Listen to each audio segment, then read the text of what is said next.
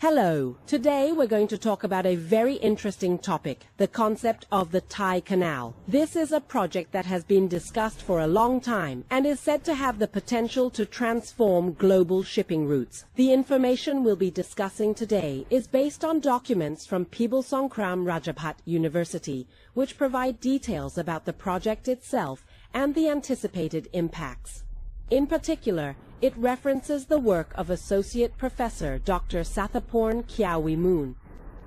Let's take a closer look together to see what the key points from this set of information are and how this project has been presented or portrayed. All right, let's examine the details as presented in the document to see how the Thai Canal project is viewed as potentially transforming maritime transportation. This is quite an interesting perspective based on this set of information. All right, let's get started. One of the most interesting points that this document emphasizes is the positioning of the Thai Canal. It's being positioned as a new main maritime route for the world. This really does sound grand and ambitious, doesn't it? Yes, that's right. According to what the document presents, the main idea is essentially to create a shortcut for maritime routes.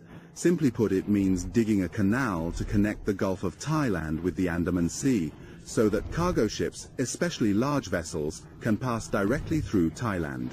This way, they wouldn't have to detour around the Strait of Malacca or the Singapore Strait as they do now, which, as we all know, are extremely congested. Oh, I see. Not having to take the detour sounds like a very clear benefit. Did the document go into more detail about which groups would especially benefit from this shortcut? Yes, there is. The document actually categorizes this quite clearly. The first group it specifically mentions as benefiting greatly are ships from countries in the east, such as China, Japan, South Korea, and Taiwan. Normally, ships from this region, if they want to go to the Middle East, Europe, or Africa, have to head south first, go around the Malay Peninsula, and pass through the Strait of Malacca. Picturing it, it seems like they really have to take quite a detour, right? Yes, it's quite a detour. But if the Thai Canal actually gets built as proposed, these ships could take a direct route through Thailand. According to the documents, they estimate that this new route would reduce the shipping distance by as much as about 3,500 kilometers. Wow, 3,500 kilometers is no small amount. If you compare it to land distance, that's extremely far. And what about in terms of time? How much time would it actually save? According to the official document, it is currently estimated that this improvement could potentially save approximately 6 to 7 full days of travel time for each individual trip. 6 to 7 days. In the maritime shipping industry, being able to reduce travel time by this much, by several days like this, is considered highly significant. Saving 6 to 7 days can make a big difference, especially for businesses racing against time or for goods that need speed. Cutting travel time this much must really impact costs, right? Absolutely. Time is a direct cost. Expenses related to shipping, such as fuel costs, will likely decrease with shorter travel times, as will crew wages, and even maintenance costs for the ship may go down with fewer hours of operation. And most importantly, there's the opportunity cost in business. Imagine if a ship can complete its rounds faster. That means it can take on more shipping jobs in the same amount of time. This increased efficiency can be directly converted into economic value. That sounds like a very tangible benefit for ships from the eastern side. What about ships from the western side? Did they mention anything about that? Yes, there is. The documents indicate that the benefits are not limited to just the eastern side. Ships from the western side, whether from Europe or America, traveling to Asia, or even using this route to continue on to other regions like Australia or New Zealand, also gain similar benefits. Really? Can they save about the same amount? The figures stated in the documents are quite similar. For ships coming from the west, if they use the Thai Canal route, they can shorten the distance by about 3,000 to 3,500 kilometers and reduce travel time by about 5 to 7 days, which is about the same as what ships from the east can save. Oh, so that means the Thai Canal is being proposed as beneficial to global trade as a whole, not just to any particular region, right? That really clarifies the picture of this new major shipping route we mentioned at the beginning. Yes, that's right. The issue of transport efficiency, or logistics efficiency, is really the key point that the document is trying to convey. And to make things even clearer, the document gives a rather specific example. It talks about very large cargo ships, which are specified as being 20,000 TEU in size. How big is 20,000 TEU exactly? Could you explain it in a way that helps us visualize it? TEU stands for 20-foot equivalent unit. It's an international unit used to measure container capacity, equivalent to one 20-foot container. So, a ship with a capacity of 20,000 TEU is a vessel that can carry up to 20,000 20-foot containers in a single trip. This is considered an extremely large ship known as an ultra-large container vessel, or ULCV, which is the main type of ship used for intercontinental cargo transport today. Just imagine the containers you see at ports or on trucks, lined up, 20,000 of them. That's the amount of cargo a single one of these ships can carry. Wow, just imagining it, it really is gigantic. So, if a massive ship like this were to use the Thai Canal route, what does the document say about the potential impacts in terms of efficiency? The data indicates that if ships of this size switch to using the Thai Canal route instead of detouring through the Strait of Malacca, they could save as much as 2,000 to 2,800 tons of fuel per trip. 2,000 to almost 3,000 tons per trip. Yes, per single trip. Wow, that's an incredible option. With that amount of fuel, the cost savings must be enormous. And if we look at it from an environmental perspective, being able to reduce fuel consumption by that much is also a hugely important added benefit. That's right. This level of fuel savings really reflects the significant potential to reduce operational costs, which is a top priority for shipping companies worldwide, since fuel expenses make up a large portion of the cost for each voyage. And as you mentioned, the environmental benefits from reducing greenhouse gas emissions are another very interesting aspect, even though the document mainly focuses on the economic figures. When it comes to economics, there was one point in the document that really caught my eye: the comparative economic impact assessment. It states that because Thailand still doesn't have the Thai Canal, it's as if we're losing opportunities or incurring hidden costs compared to the revenue generated in Singapore. The estimated figures are extremely high, about 0.6 to 1.0 trillion baht per year. Yes, I need to emphasize this figure a bit. This is a figure estimated by the team who compiled this data. It reflects the economic value they anticipate the Thai Canal could potentially generate, or how it could help reduce logistics costs for the country.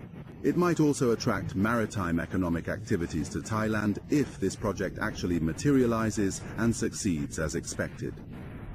1 trillion baht per year. Wow, that's an incredibly large number. Compared to the national budget or GDP, it is extremely significant. If this figure is actually feasible, it's easy to understand why the idea of the Thai Canal keeps coming up for discussion, even though there are many challenges involved.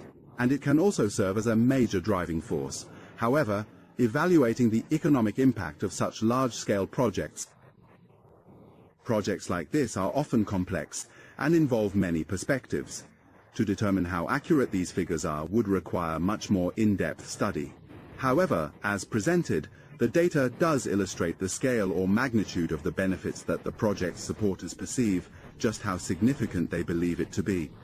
And what about the credibility of the data or the origins of this idea? Did the document provide any further details, whether it's just a rough concept or if there has already been any in-depth study on it? Has there been any prior research on this? This is interesting because the document doesn't just present a vague concept, it actually references work done at a deeper level. It mentions the layout and engineering plans for the project as well. Does that mean there has already been some preliminary design work done? According to the information provided, the name of Associate Professor Dr. Sathapon Kiawimon is clearly referenced. It also states that he once served as an advisor to the Senate's Special Committee, and this particular committee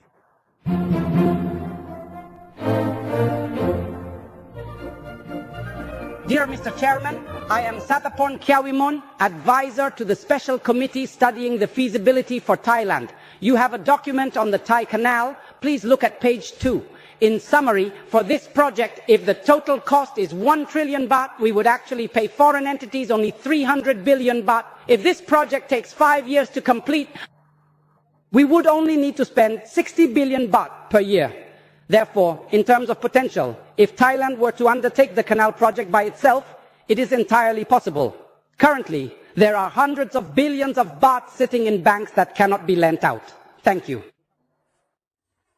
At the meeting, since there are also suggestions, I would like to ask for the meeting's resolution, whether you agree or not. With the report on the feasibility study of the Kra Canal project, which the committee has already completed, along with the recommendations, is there any member who disagrees with submitting the report and its recommendations to the Cabinet? Is there anyone who disagrees? If there are none, it will be considered that this meeting has reached a resolution. The report on the feasibility study of the Kra Canal project will be submitted to the Cabinet for further action, along with the recommendations. I would like to express my gratitude to the committee for their perseverance and dedication over many years, as well as for their personal financial sacrifices which have led to the success of this work. And this is certainly a comprehensive piece of work and a report that will be beneficial for further consideration and study on this matter in the near future. Thank you very much. End of consideration. Agenda item 4.5.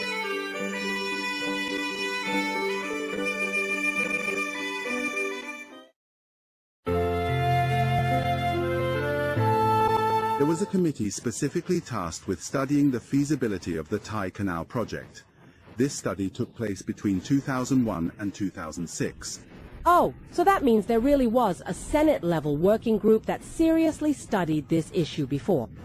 This was almost 20 years ago, and engineering experts were also involved. Having this information adds weight to the proposal, showing that it wasn't just a broad discussion, but that they had already delved into policy and technical details. That's right. Having specialists come in to study and design the engineering aspects, as well as the fact that there was once a parliamentary working group that officially studied this issue in the past, indicates that this project is not just a fanciful dream, but has actually been seriously considered in detail and in terms of feasibility to a certain extent, even though the information comes from studies conducted several years ago. And for those listening who are interested and want to look up more information about this project, either from the perspective of its supporters or from the sources referenced in this document, are there any channels to follow up further? Yes, there are. In the document presented by Pibul Songkram Rajabat University, they have provided additional sources of information.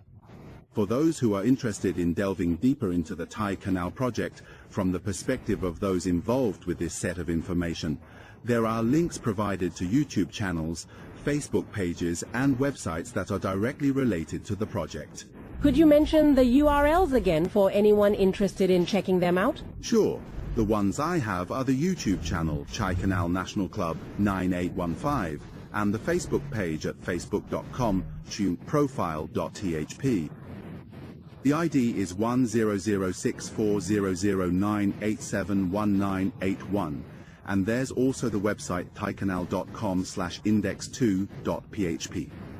These are sources of information for anyone who wants to follow updates or get more details directly from the supporters of this project. That's great.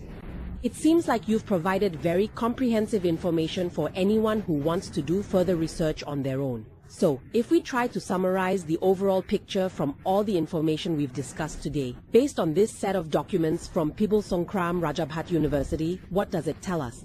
Yes, the main point that this set of documents wants to convey is to present the image of the Thai Canal project as a mega project with extremely high potential in transforming the landscape of global maritime transportation, right? So it presents the image of creating a shortcut route that will serve as a new alternative or could even become a brand new main route, which clearly reduces the shipping distance for vessels from both the eastern and western sides. This leads to significant time savings in cargo transportation, about 5 to 7 days per trip. Yes, and the result of reducing both distance and time is directly linked to increased efficiency, especially in terms of massive fuel savings. For example, a vessel with a capacity of 20,000 TEU could save as much as 2,000 to 2,800 tons of fuel per trip. And the point that is likely to attract the most attention is the economic impact assessment, which the document indicates that having the Thai Canal could generate value or reduce the opportunity cost for Thailand by as much as 0.6 to 1.0 trillion baht per year, according to the assessment of the authors of this data. This very figure is a key driving force behind this idea. All of this is based on the fact that there have already been studies and preliminary engineering designs conducted in the past by experts and the Senate Working Group, which serve as important supporting information. It sounds like a grand vision with tremendous potential. It truly is very impressive, but at the same time it also raises some questions. Yes, there is one interesting point that I'd like to invite listeners to consider further based on this set of information. It concerns the timing of the study referenced in the documents, which refers to a feasibility study conducted by the Senate's ad hoc committee with Associate Professor Dr. Sathaporn Kyaowimon as an advisor that took place between 2001 and 2006. Which was about 15 to 20 years ago. Quite a lot of time has passed, hasn't it? The world has probably changed a great deal since then. That's the main point.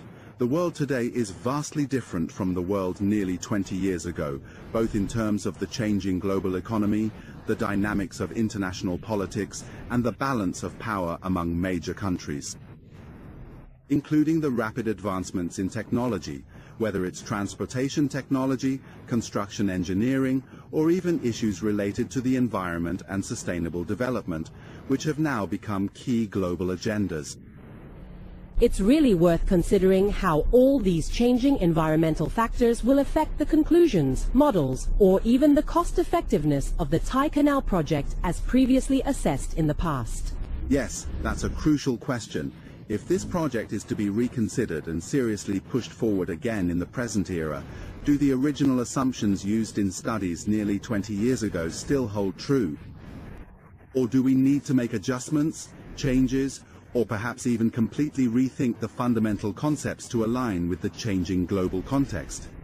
These are the issues that must be thoroughly considered from all angles if the idea of the Thai Canal is to be brought back to the table for discussion in the future. This is the major challenge that remains for us to ponder going forward.